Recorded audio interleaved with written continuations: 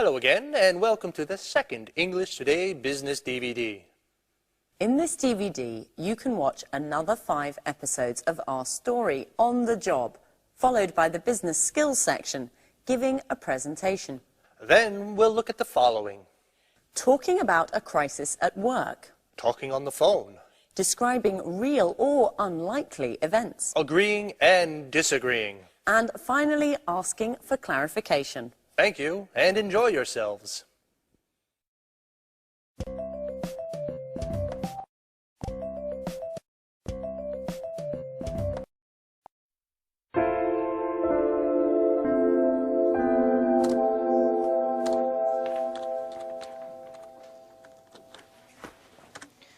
So, Anne, how did your meeting with Mr. Stevens and the Montex representative go?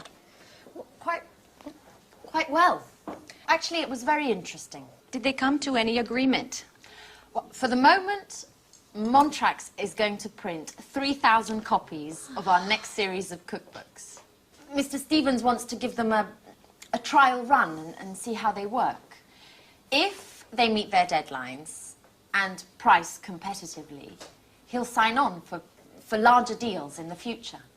Well, we're hoping to optimize our work and drive down costs a little. And the publishing market is in a deep crisis. Readership is dropping rapidly, which is driving down sales. At the same time, production costs are increasing because of foreign rights acquisition as well as distribution costs. As a matter of fact, I haven't bought many books recently. Tell me, Rachel, does this crisis also affect us here at Pilgrim? Certainly. The negative trends of the market are felt throughout the sector, beginning with those who work in it. In any case, I'm optimistic, and I'm sure this is just a passing crisis, and that the publishing sector will soon recover. That's probably what Gary wanted to talk to me about this morning. I saw him and he said that he had something very important to tell me. Uh-huh. What? Why are you making that face? No, it's nothing, Anne. It's just that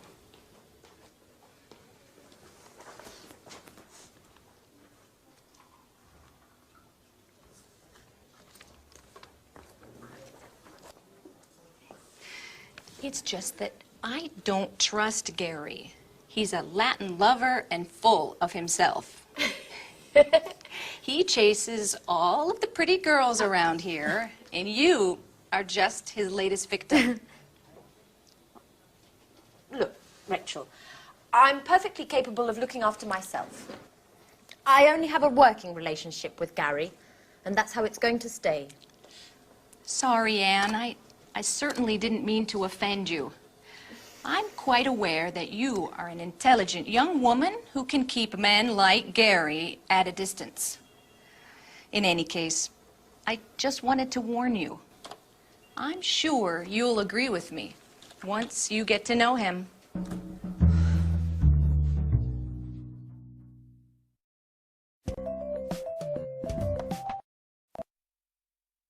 Yes, to be honest, I am a bit worried.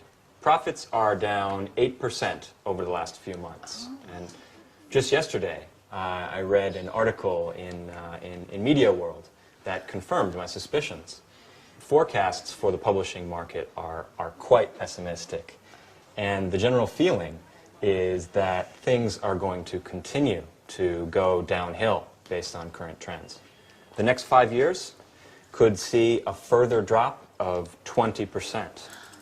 If we leave out bestsellers and fiction, then the entire publishing market has taken a direct hit. Or, better, is in a downward spiral.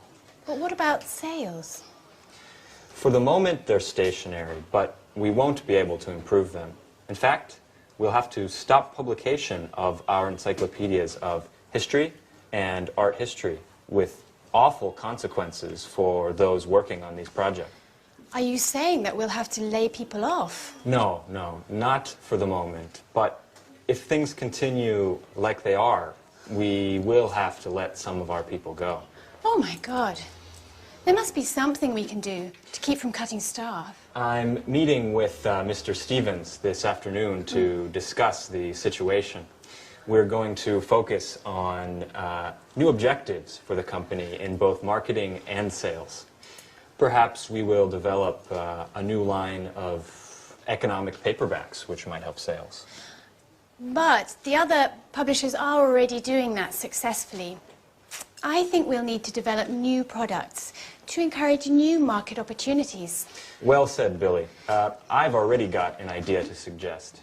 It won't resolve all of our problems, but it could bring about some interesting developments. And what might this new idea be? Anne! Well, Anne, are you in there?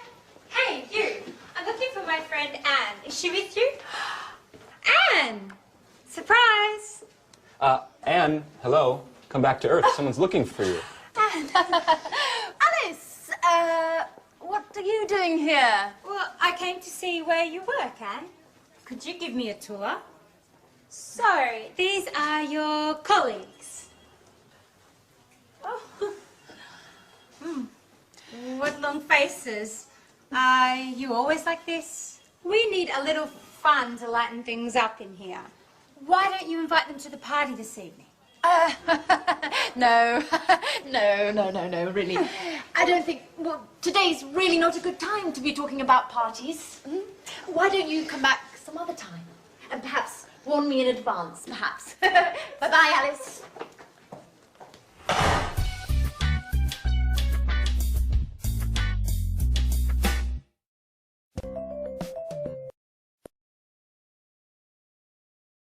So there you heard them talking about the crisis that the company is going through, and unfortunately that happens often when there's an economic crisis in the country. So let's look at the language that we use to describe a period of crisis in a company, and let's use the screen to help us. So what usually happens is that there's a bad forecast, the future doesn't look good, and there are negative trends, negative tendencies. So what happens? Things start going downhill, we say. A hill is like a small mountain. Things start going downhill. And then the company goes through a period of crisis. Then, if it's really bad, we talk about the company being in deep crisis. That's the worst situation to be in.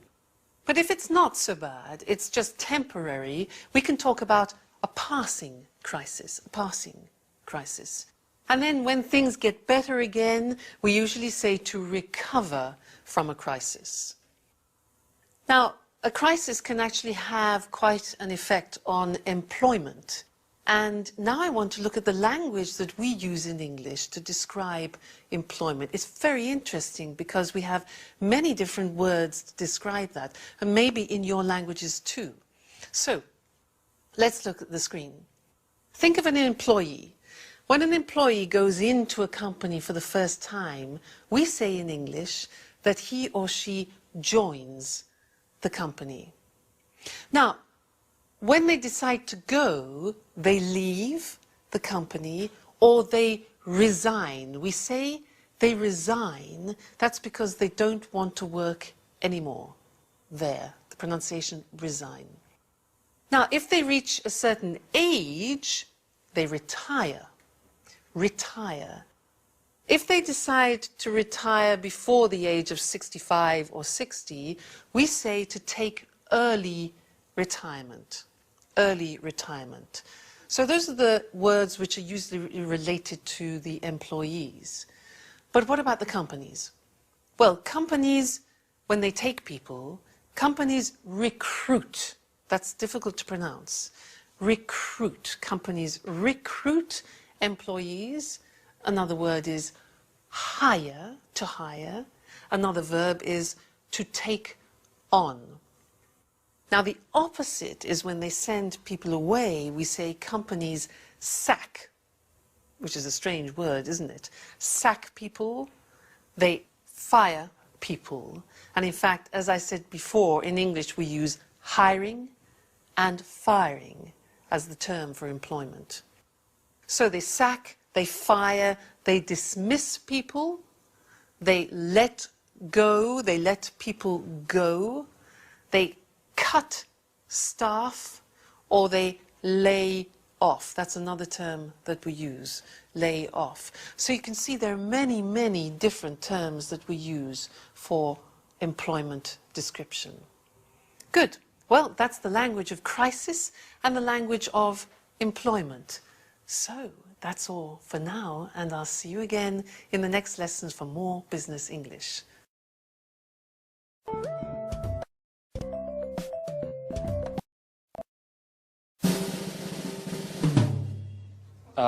Right. Anne, are you ready for your next telephone call? Oh, yes. Okay, you need to get in touch with Mr. Bradford. He's a great author who has worked with us for years. He's quite friendly, and he's quite a wizard at the stove. He opened a restaurant a few years ago, but he sold it to move on to writing cookbooks. He knows 1,000 tricks in the kitchen, and he can make anything taste great, even tomato soup. Oh, come on, stop it, Gary. I've only had half a sandwich today, and hearing about tasty treats is driving me crazy. I know, I know. Speaking of eating, when are we going to have dinner together? You don't know when to quit, do you? Enough joking around. But let me give the kitchen superman a call. Okay, but don't forget to pay him compliments. This guy just eats them up.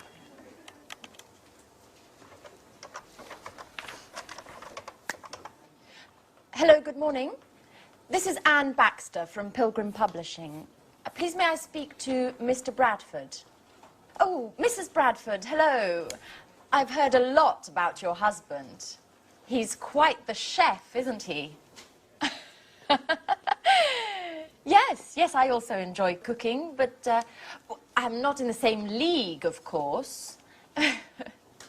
Well, I'm calling to propose a new cookbook series to Mr. Bradford. We're going to be taking it to press soon. Okay, yes, thank you. Yes, I'll hold.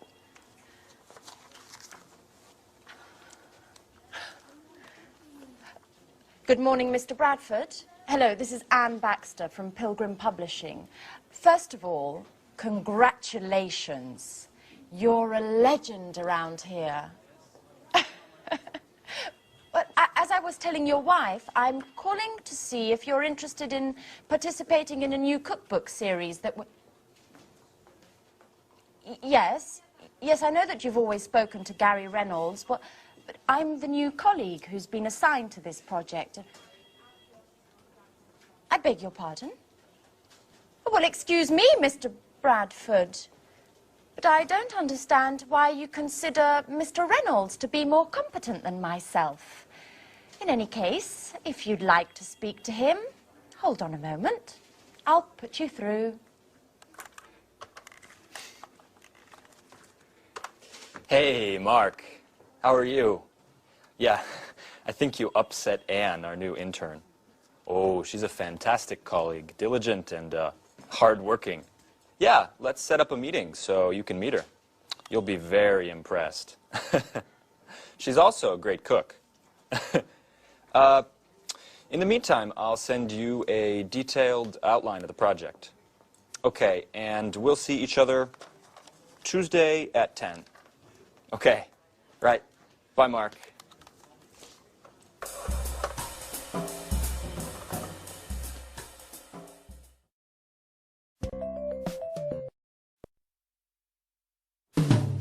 Well, what a pleasant person he is. Oh, come on, Anne. Don't let him get to you. Mr. Bradford is just a little shy with those he doesn't know. But you'll see. He's quite a lot of fun once you've met him. Why don't we take a short break? How about a little fun on the telephone?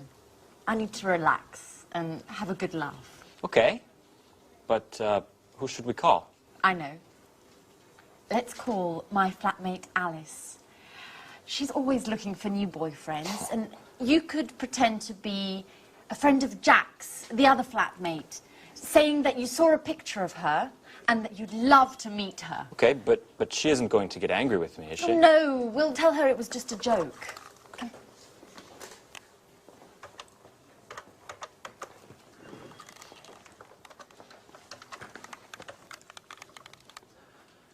Hello? Is that Alice? This is Gary. And I'm calling because, well, I'm a little shy. And I'm a friend of Jack's, and yesterday he showed me a picture of you. And, well, I think you're pretty cute. Hello? Could you speak up? The line is terrible. Yes, I'm also having problems. This line must be congested. My name is Gary, and I'd like to get to know you a little better. What? Who are you? I'm a friend of Jack's, and yesterday I saw a picture of you. How could that be? What picture? Don't raise your voice with me, Alice. In the picture, there were 3 people. One was Jack, one was an ugly girl, and then a very beautiful lady. And Jack told me it was you. Hold on, while I put you through to a friend of mine who doesn't agree with me about the ugly girl. Hello? Who's speaking? This is Alice, and I urgently need to speak with the other guy. I think his name is Gary. I'm afraid I can't hear you. Could you speak up? I said I urgently need to speak with Gary. Oh, I'm afraid Gary's very busy at the moment. If you'd like an appointment, I can fit you in the beginning of next month. What? You are joking, aren't you? I told you I need to speak with him immediately. Alice! It's Anne. It's a joke. And you fell for it completely. Anne, you scared the hell out of me. What a stupid joke. Okay, maybe it was a stupid joke, but you bought it hook, line and sinker.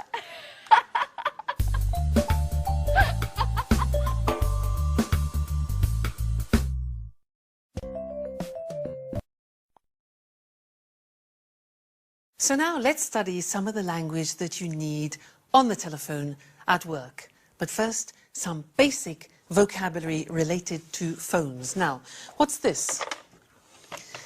This in English is called a land phone, okay? A land phone. But this one here, which you detach, is called a cordless or a portable, all right? Cordless. Now, this instrument here is called the receiver. And this action is picking up, to pick up the receiver. Then we, 2, 4, 7, 5, 6, 7, 7, dial the number or digit the number, all right?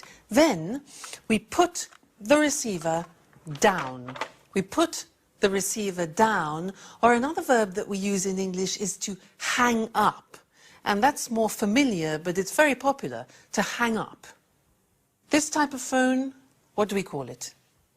It's a mobile, or even a cell, and in Germany they actually call it a handy because you can hold it in your hand. So, a mobile. Now these phones work on batteries, so you need these to keep them running. This is a battery recharger, a recharger, all right?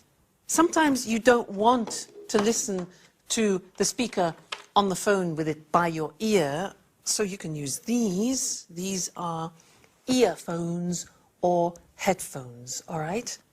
Sometimes you need to know the number of somebody, so you can look in this book, which is called a telephone directory. Telephone directory. And if you want special services, you can use a book called the Yellow Pages. All right, so that's some of the basic language related to telephones. Now, we want to learn some phrases which are useful for you when you start a telephone conversation. And yet, let's now use the screen, which will help you understand and use that language. The first thing you do is you answer. So what do we say when we answer? Well, we can say this. Hello, Pilgrim Publishing House. This is Louise. Can I help you? All right. So look at the screen. You say the name of the company. This is Pilgrim Publishing House. Your name. This is Louise. How can I help you? Or can I help you? Notice I said this is Louise, not I am Louise, because this is the language we use on the telephone in English. So this is, not I am. So you introduce yourself. You say, hello, this is James Holmes, for example. Notice again, I say this is. You don't say I am. Now, if the other person doesn't know you, you can say, I was given your name by Mr. Smith, for example, all right? I was given your name by Mr. Smith. Great. Now, you want to speak to someone, so you ask, hello, could I speak to, may I speak to, can I speak to? 3 possibilities. Could, may, very polite. Can, less formal. So, can I speak to Mr. James, please? Now, if he is in another office, you can ask for his extension number. So you can say, could I have extension 573, please? Extension 573. Another thing is you can ask to be connected. And in English, the verb is, could you put me through to Mr. James? Could you put me through to, that means connect, Mr. James, all right? You can also say, I'd like to speak to Mr. James. There. The next thing is asking for people to wait because you have to connect. You can say, just a minute, just a moment, please, 1 moment, please, hold the line, please, hold on, please. Hang on is more informal. So you see, there are many ways of waiting for time passing. Then, the next important thing is when you make a telephone call, sometimes you need to check that it's convenient, especially on mobile phones, because people answer when they're walking in the street, etc. So it's good to say, is this a bad time? Or am I disturbing you? You see on the screen, is this a bad time? Am I disturbing you? Can you talk? Because that way you know that it's convenient for you to speak to that person. That's important. And one more thing is maybe you want to leave a message. So you could say, can you take a message, please? Or can I leave a message? And then you could say, could you tell him that I called? Could you tell him I called? And a little bit more complicated, could you get him to call me back on 75396? Can you get him to call me back on, and then the number? All right? That's a lot. Lots of interesting phrases, but they are all very important. So you need to learn them by heart so they're here when you pick up the phone. All right? That's the end of this lesson, but we will be doing more on telephoning later. So, bye.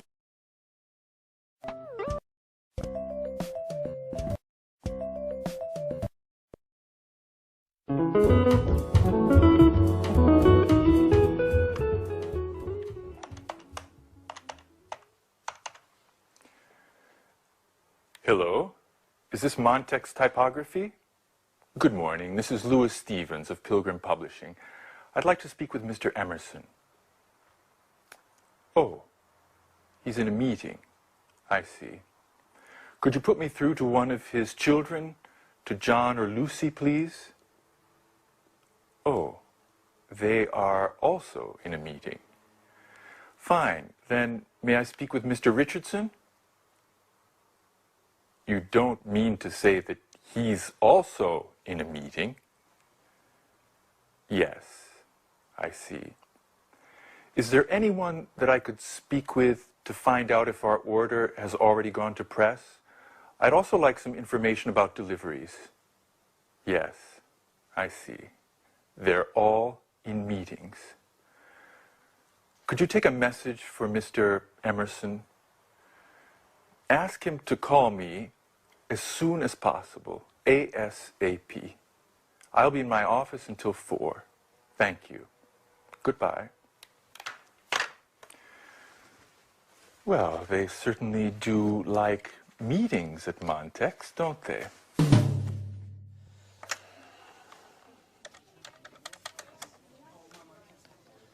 Good morning.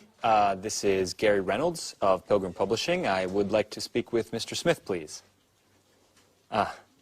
Hey there, little guy. Could you give me your father, please? I see, he's not in. May I speak to your mom, then?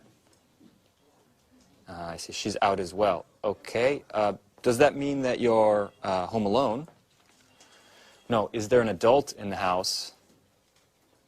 Your babysitter. Okay. May I speak to her? Yes, hello. This is Gary Reynolds of Pilgrim Publishing. No, not Penguin. P-I-L-G-R-I-M.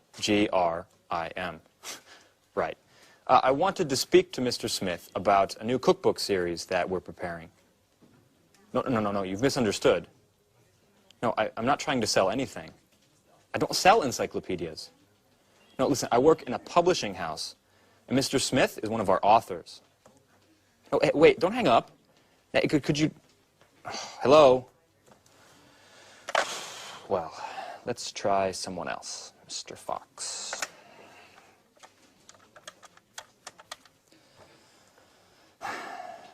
Good morning. This is Gary Reynolds of Pilgrim Publishing. Answering machine. Great. Yes, good morning. This is a message for Mr. Fox. I'm Gary Reynolds of Pilgrim Publishing, and I was interested in finding out if you would like to participate in a new cookbook series that we are publishing soon. You can contact me at your earliest convenience, and you can reach me at the number 786-8776. Okay, thank you. Goodbye. Well, seems like today is just not my lucky day.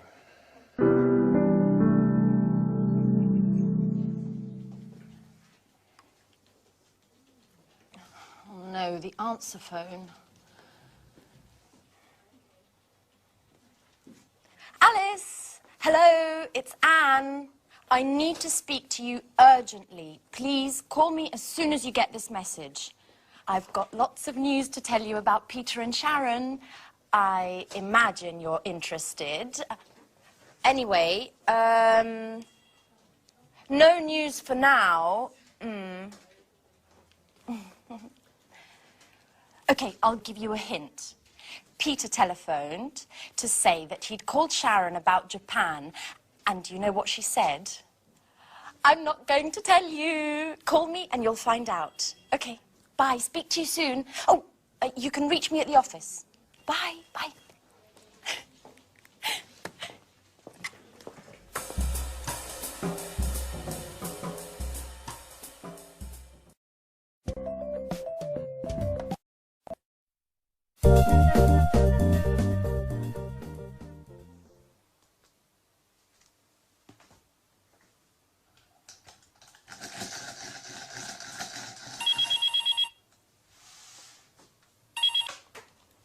Pilgrim Publishing, good morning.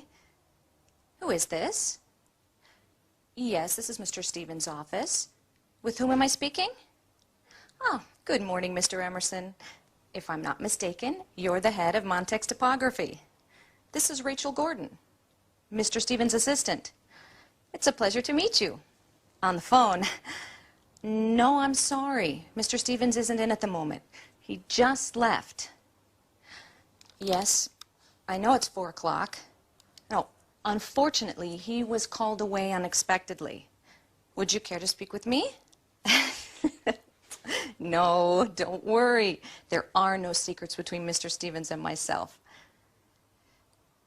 Yes, he telephoned to find out if you had already begun work on our order. And I think he also wanted to know about the means of delivery. Uh-huh. Fine. Ah, Mr. Stevens will be pleased. Yes, I've taken note of everything. In any case, I'll have him call you tomorrow morning. When will you be in? At 10. Okay. Fine. Goodbye, Mr. Emerson. I look forward to meeting you in person.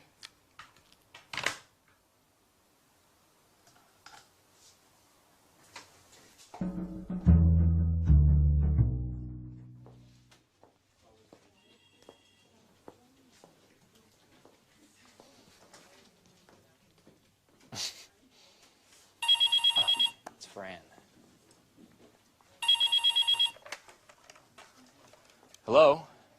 No, I'm sorry. She's not here right now. Who's this? Alice. This is Gary. Right, the Joker. Which, by the way, was Anne's idea. No, I didn't want to go along, but she insisted. No, I don't know where she's gone. Perhaps to make some photocopies. Would you like to leave a message? Uh-huh.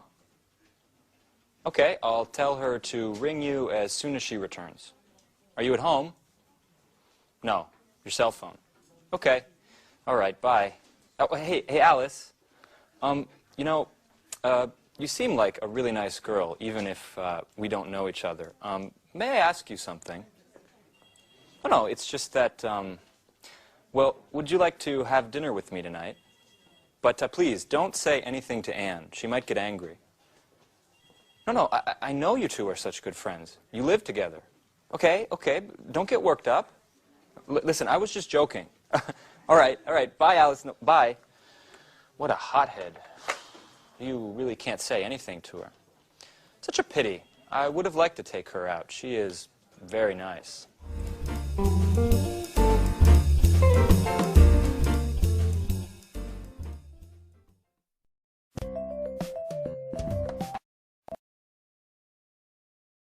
Fine.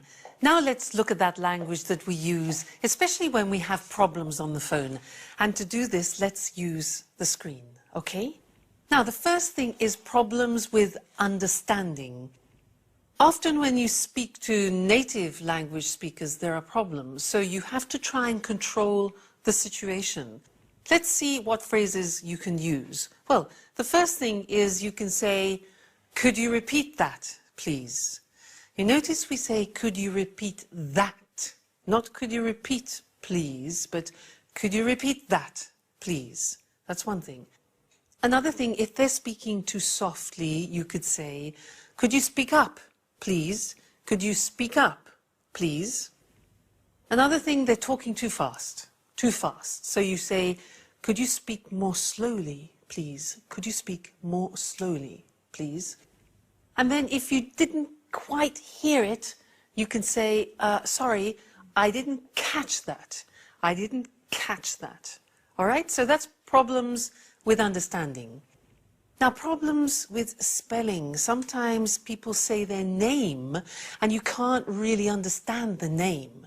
So you can ask them this. Excuse me, could you spell your name, please? They say, yeah, J-O-H-N. Now, it's useful if you repeat what they say just to check understanding. So you can say, so that's J-O-H-N, okay? Or you can say, I'll repeat that, J-O-H-N. All right, so problems with spelling. The next thing is problems with these. Now, since the introduction of these, we have new language which we use on the telephone. Things can happen. For example, you could be on the phone and it's You say, the reception's bad, okay? The reception's bad. Now, if you're listening, maybe the other person sounds like this. You say, you're breaking up. You're breaking up.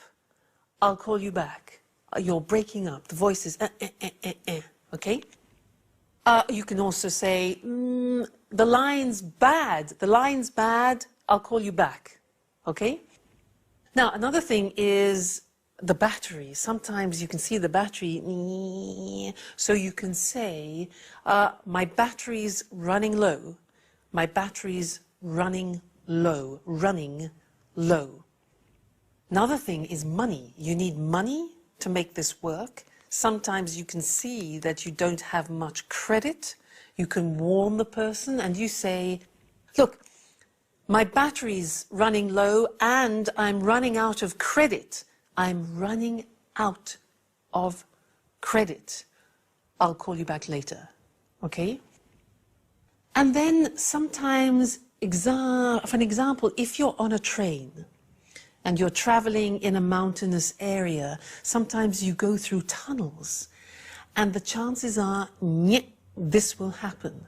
So you can say, look, if we're cut off, I'll call you back. If we're cut off, I'll call you back. All right, so typical problems with mobile telephones. Now, sometimes you have problems when you're trying to connect people. You call, you want to speak to somebody, there are problems reaching that person. So you can hear, I'm sorry, there's no reply. Or, I'm sorry, the line's engaged at the moment. Or, Mr. John's on the other line. Or, she's out of the office. Or, he isn't in at the moment. Or, he's just left. He's been called away unexpectedly. All right, so those are typical things that happen when you're trying to connect. And another thing is the answering machines. Now, sometimes you will call somebody and you'll hear a message and you have to leave a message. Now, a typical message from America could be, you have reached 700-423. Please leave a message after the tone. In Britain, you would hear, this is 700-423. This is the answering machine of James Smith, for example. Please leave a message after the beep. So you do that. You leave your name, the company, the time you called, give your message, and then say goodbye. All right? So that's some more language for you to help you, in particular when you have problems on the telephone or when you have to leave messages. All right? Well, that's the end of this lesson, and I'll see you again in the next one. Bye.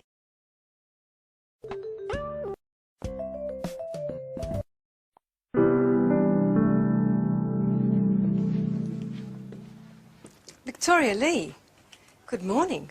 Do you remember me? Yes, certainly. And to what do I owe the pleasure of your unexpected visit? Beautiful office. My compliments. You've certainly come a long way, haven't you? Well, I can't complain. If you don't mind, I've got quite a lot to do. You didn't feel that way a year ago when we first met. Listen, Mrs. Baker, that was a very difficult period for me. I wasn't happy with my job and... Don't worry, Lee. I'm not here to visit the past, but rather to talk about the future. What? I've recently heard quite a bit about you. I know that you've done great things to improve the bottom line of Spectra. As a matter of fact, that's why I'm here today. I'd like you to come and work for us. Thank you, Mrs. Baker, but... Just a moment, Lee. Let me have my say. If you came to work for us, you'd not only have the opportunity to work for a successful company, but you'd also have a brilliant career with full satisfaction ahead of you. I'm flattered, but as I said, I'm very pleased with my present employment. If I were to propose a position as Business Development Manager, would you consider my offer? Mrs. Baker, please. If I were to come and work for you, I'd be doing my company a disservice. Just think it over, Lee. If you accept, you'll get a much higher salary than your current one. Of course, I forgot to mention the company car and mobile phone, not to mention an impressive percentage of sales. That's enough, Mrs. Baker. Your offer is very tempting, and if I were free, I would certainly accept. However, things have changed greatly. I am very satisfied with my job here. Mrs. Lee, I've brought you this brochure. I was just, Fine, I'll leave. Mrs. Lee, just think about what I said. I'll be in touch.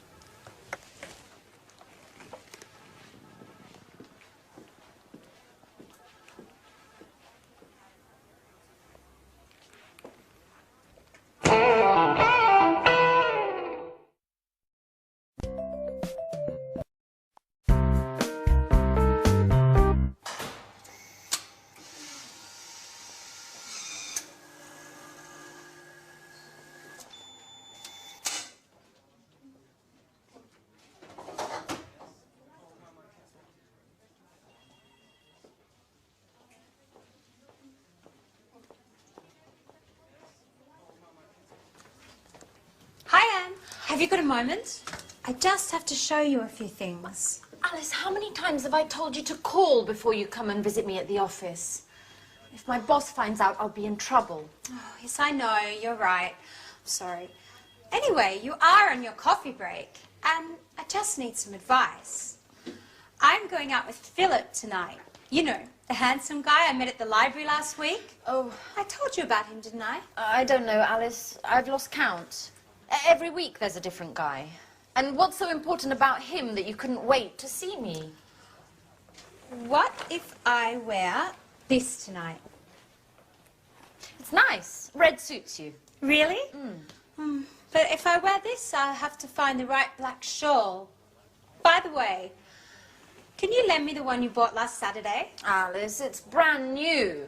I haven't even worn it yet. Come on, Anne. I told you that this date is really important to me. Okay. What if I wore this one? That's pretty too. Yes, but if I wear this one, it would go better with your blue hat. Could you lend it to me? Oh. Please, Anne. Oh, Alice, no, not that one. It was a present from my sister. I'm very attached to it. Oh, please, Anne. Come on, help me, please. Okay, it's impossible to talk you out of anything anyway.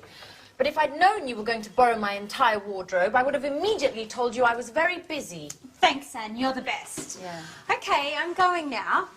By the way, what would you say if I told you I had broken your camera? You've done what? Oh, come on, Anne. I'm joking.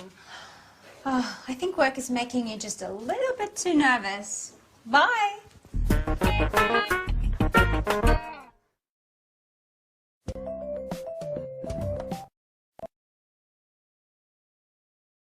So now let's talk about the conditionals in English, the first and the second. Now, they're interesting because there's a difference in meaning between the first and the second, and also a difference in grammar. The first one we use in situations which are really possible, but the second conditional we use in situations which are more improbable. And I want to look at some examples of that now. You imagine that you work for a large insurance company and you have to explain some situations to a client. Obviously, you're trying to sell the idea of them having an insurance policy. Let's look at the board and look at some of the situations. Now, in the first situation, an accident.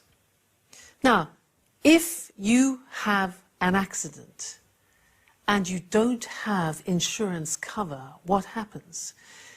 If you have an accident, you won't be covered for legal expenses. Now, that's a problem. The first conditional is grammatically formed like this: if plus the present tense and then the future will or won't in the negative. Let's look at another example. You see, number 2 is accident, stop work. So the first conditional sentence would be, if you have an accident, you'll, that's the future, you'll have to stop work. Look at the third example. If you stop work, you'll have no protection for the family. The fourth example, if you go to hospital, there'll be no cover for hospital fees. So you see, you have a situation and then the consequence. The last example, let's change the situation, no longer an accident, but still related to insurance. If you have a house fire, you'll have no cover for lost items. So here we see a situation and the consequence. Okay? So we use, these are real possibilities. We use the first conditional. Now let's look at the second conditional. Now, I want to give you some examples and ask you the question, what would you do if? And these are situations that maybe you will never find yourself in. They're a bit improbable, but you like to hypothesize about them. So we use the second conditional. I ask you, what would you do if your company offered you a job in China for 5 years? And you think, my God, China for 5 years, interesting. Well, I'd accept it. I would accept it. Now, the grammatical form of the second conditional is if followed by the past tense, followed by would and the conditional.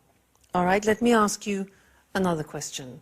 What would you do if a Japanese businessman gave you his business card like this? What would you do?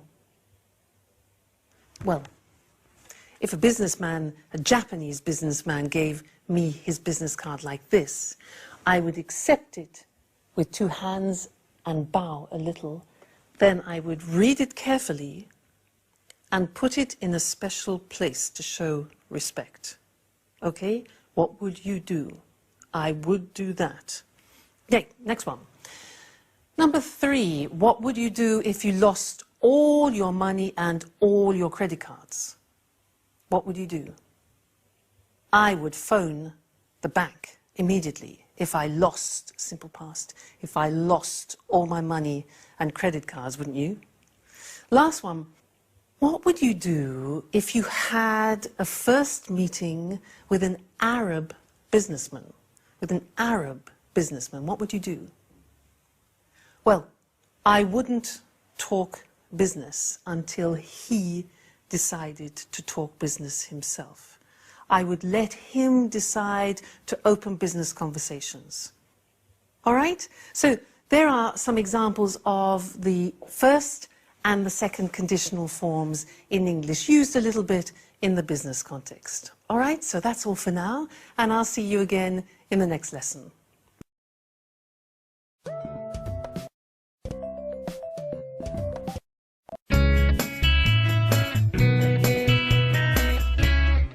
Yes.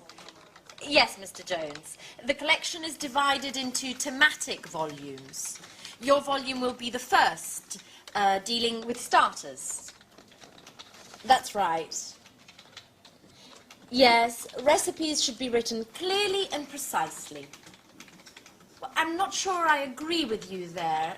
Ingredients should be written separately, directly under the title of each dish. Okay. I'll expect your first installment next week, then.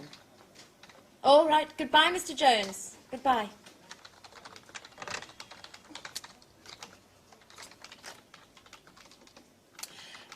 Excuse me, Gary. Has Mr. Bradford got in touch yet? Gary? Hello? I asked you a question. Could you answer, please? What's up, Anne? I'm sorry, I'm writing the contracts to send out to the authors. Have you spoken to Mr. Bradford yet? No.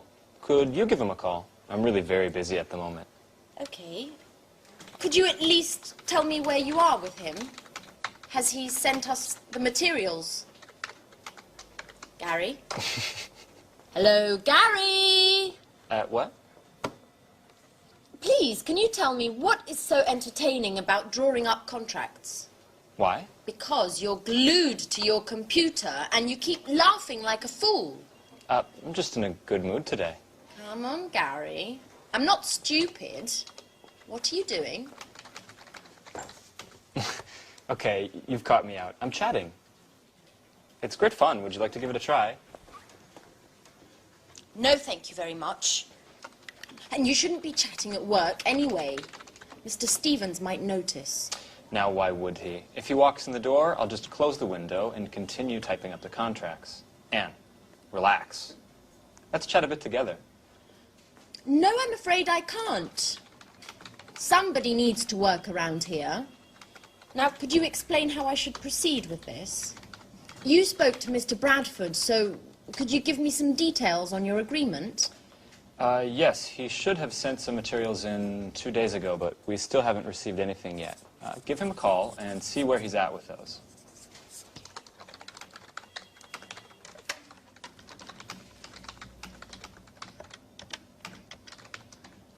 Hello, Mr. Bradford.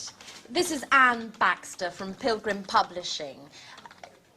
Hello. We are still waiting for the materials you should have sent us 2 days ago. I just wanted to know if you were having problem. Well, what does the index have to do with it? I'm afraid I don't understand. No, it's just I wasn't aware that... No, I don't think... Could you just hold on a second? Hey, Mark, this is Gary. No, don't worry. Everything's just fine. Anne just didn't know. Have you finished the index, then? Okay, great.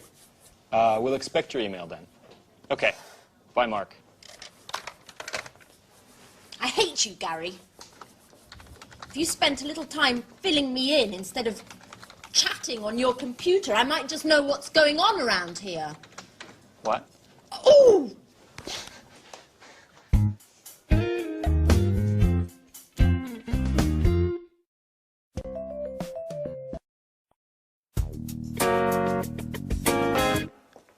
Mrs. Lee, excuse me for disturbing, but I need to speak to you for a moment. You're not disturbing, Mr. Chang. What can I do for you? Perhaps it's none of my business, but considering the importance of the deal for you and your company, I want to be absolutely sure that everything goes smoothly and that no ugly surprises are around the corner. I don't understand, Mr. Chang. What are you getting at? You see, Victoria, I value you highly and trust in you, but I don't like people going behind my back. What are you insinuating, Mr. Chang? Victoria, I know very well the woman who visited you in your office yesterday, Mrs. Baker, Human Resources Director for Play, the world's largest sporting goods chain. And? Mrs. Baker is well known as a headhunter. You know, those personnel managers who rob other companies of their own talents to employ for their own companies. So tell me, Victoria, what did Mrs. Baker want from you? You're right. Mrs. Baker made me a very interesting offer, but I certainly have no intention of accepting. Are you quite sure, Victoria? Look, Mr. Chang, I had an interview with Mrs. Baker last year. At the time, I was working for Spectre, but I was very unhappy.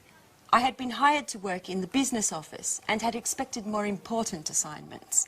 But unfortunately, my work was very monotonous and boring, nothing that met my expectations. So I sent a CV to Play, they contacted me for an interview, but there weren't any positions open at the time. Therefore, I stayed at Spectre. And there's another thing, Mr. Chang. I have a dream. I've always wanted to work in a publishing house ever since I was a teenager. And that's also why I wanted to leave this job. Numbers just don't go with my creativity. And what about now, Victoria? Do you still doubt about your job? And what about your expectations? Well, now things are different. I've taken on a role with more responsibilities, and I'm working on important projects like this one. It's been a double victory for me. Not many women have such prestigious positions, and I'm quite proud of that. I finally have the chance to demonstrate all my abilities, and I have no intention to renounce that. You have to believe me, Mr. Chang. I have no intention whatsoever of betraying my company. I believe you, Victoria. I certainly appreciate your sincerity. You're quite a capable young woman. And I'm certainly very pleased to have solved this little misunderstanding.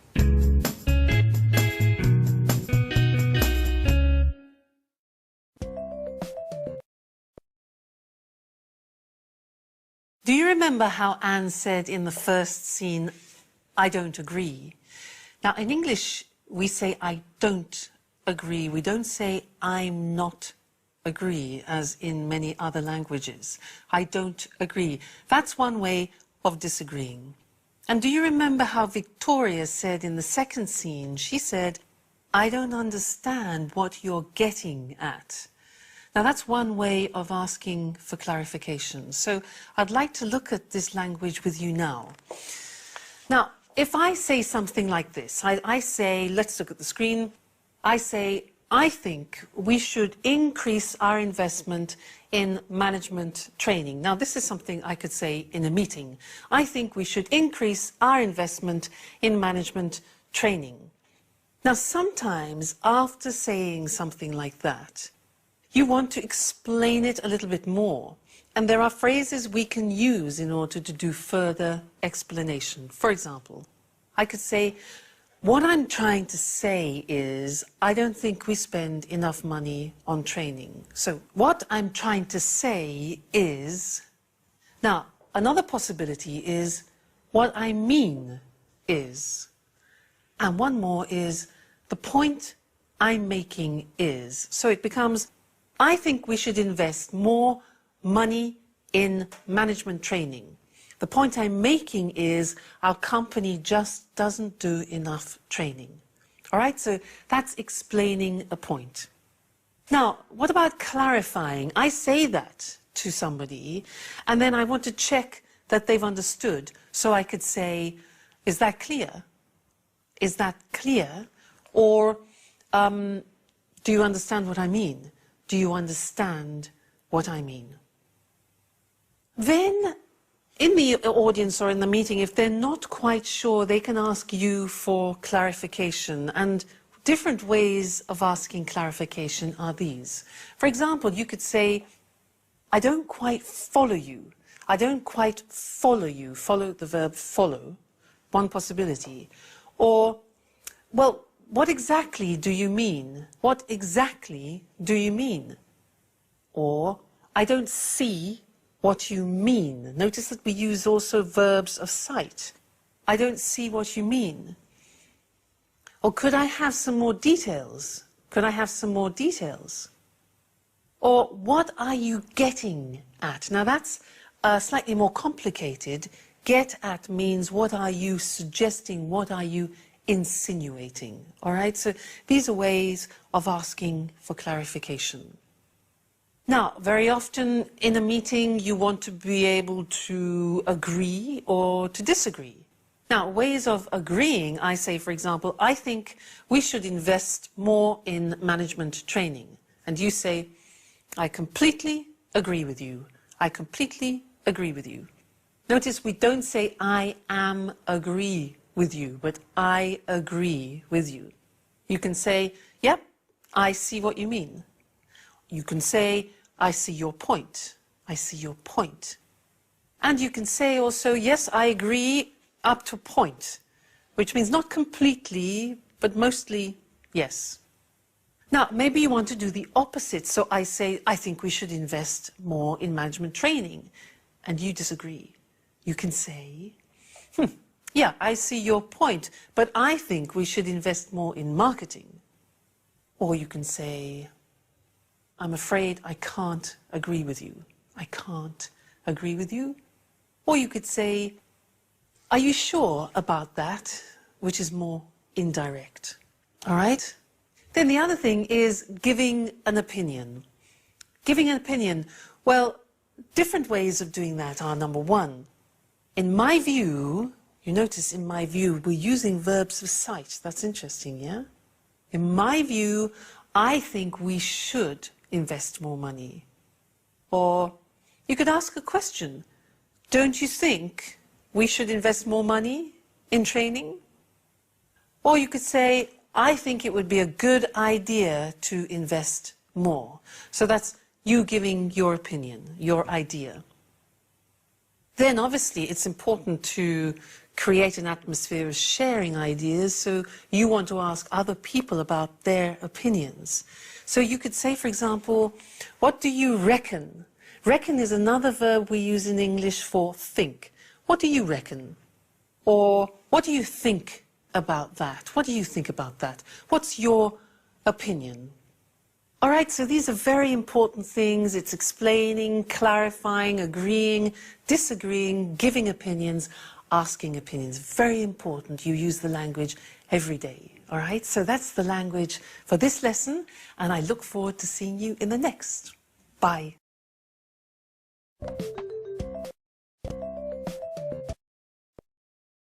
Hello and welcome back to Business Talk. Hi there.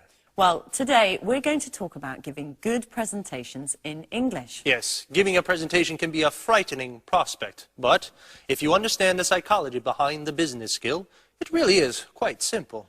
Like most business skills, it's all about communication and using the right kind of language in an effective way, right? That's right. But I still think it's an important moment. Obviously, you want to make a good impression, and the fear of boring your listeners can make you very nervous. Well, in the Anglo-Saxon world, making a good impression usually means demonstrating your ability in teamwork, that you're a good member to have on the team. Teamwork is all about organisation, and it implies everyone working together.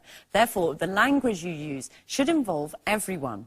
And of course, you don't want to bore or lose anyone along the way, so keep it simple. Yes. Organization, language, and simplicity are three very important factors when planning a presentation. First, organize what you want to say. And is there some kind of winning structure for a good presentation? Definitely.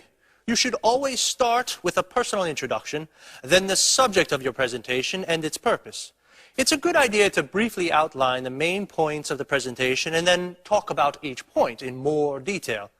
At the end, give a short summary of what you've said before your conclusion, and there you go. You make it sound so simple. Well, the aim of this structure is in fact to simplify your task. And remember, the #1 rule for giving a good presentation in English is KISS, K-I-S-S. Keep it short and simple. How about giving an example of a presentation? Okay, well, we don't really have time for a whole presentation, but I'll give you an example of the kind of language and structure I mean. Good morning. I'm Eric Brown, and I'm in charge of quality control here at the plant. This morning, I'd like to talk about a problem we had last week. My aim is to stop this problem happening again. First, I'm going to give you some background information. Then I'll fill you in on the details, and finally we'll look at some possible solutions. So, first of all, let's look at the background. And here, Eric would give some background information about the problem, so everyone has a clear picture. Now we're going to try to understand exactly what happened last week. Here, Eric would talk about the problem we had last week. And finally, why don't we have a look at some possible solutions? At which point, Eric would talk about the various solutions to the problem in turn, before saying, let me sum up. Where Eric would briefly summarize the different points he's made during the presentation and move on to the conclusion, starting... So, now shall we try to draw some conclusions? Thank you for your attention, and if you have any questions, don't hesitate to ask. That was very precise and to the point. Now, it's difficult to remember everything you want to say unless you learn it all by heart, especially if you're nervous. So it's a good idea to have some notes with you. Of course, you shouldn't read the whole presentation. That could get quite boring, but you do want to get off to a good start, so perhaps writing your introduction word for word is advisable.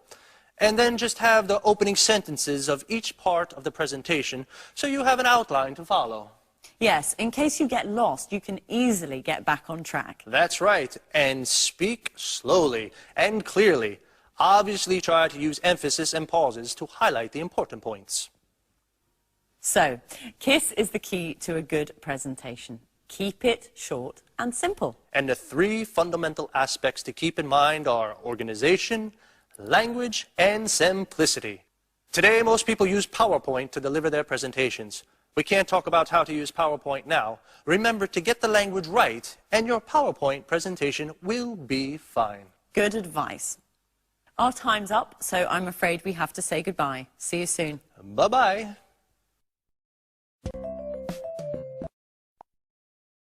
Let's look more closely at Eric's presentation and those 3 important factors to bear in mind when planning a presentation: organisation, language, and simplicity. So, the first thing to do is organise what you want to say and give your presentation a clear structure. Let's look at a basic outline for a presentation. Start with a brief personal introduction so everyone knows who you are.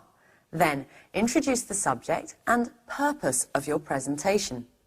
Briefly outline the main points so everyone knows what you will be talking about, and then treat each point in order. It's a good idea to give a short summary of all the points at the end. And finally, a conclusion to close your presentation. Personal introduction. Introduce subject and purpose. Outline the main points.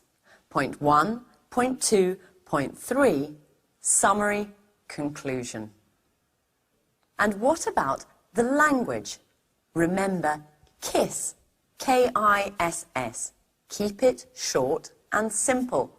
Simplicity is essential in every aspect of the presentation, in its organisation and the language we use. Short, well-structured sentences that mark the beginning of each part of the presentation are helpful to keep you on track and keep your listeners' attention.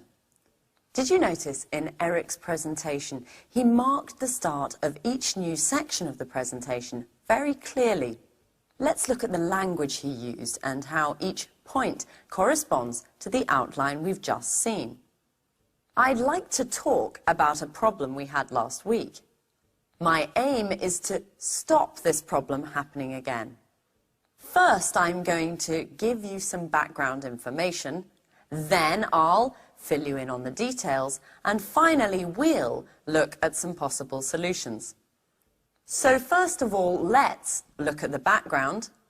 Now we're going to try to understand exactly what happened last week, and finally, why don't we have a look at some possible solutions? Let me sum up. So, now shall we try to draw some conclusions?